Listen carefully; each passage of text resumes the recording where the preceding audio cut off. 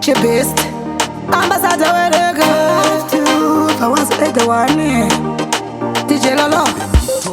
Akaona mota anosheka figa Igo diga Anutengesa msika katakura public figure Type mabeba singa geze Anuita senge anugara panze Ari kubini mupasi Mukamuona mundisheze kutatizeka unukakakara geze Anafungizira kuti yakangwara Kuda kuhuya kuzundisara One girl one man me say Mfesu wa musi Kundipuluzira kuti uchimora Murume wangu wakatea kumusara One girl one man me say Murume wangu musi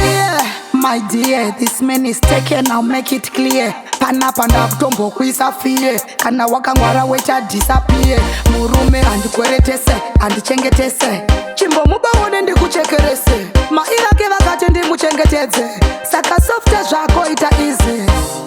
Usafunge kuti zvimwe wakangwara Kuda kuuya kuzondisara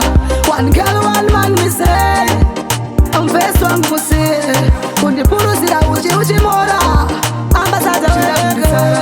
One girl one man me say Mfesu wangu musi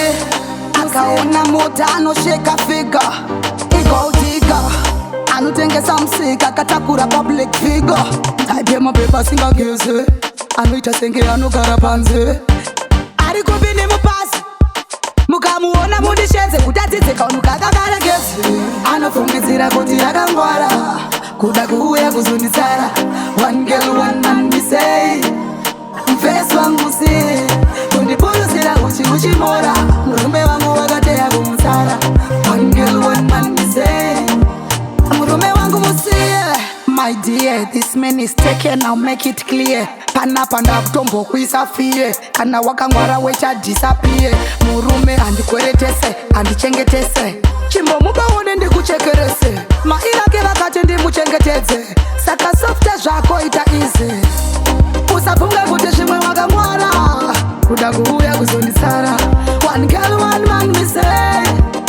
Mfesu wangu musi Kundipuluzira uchimora Uchida kundisara One girl one man me say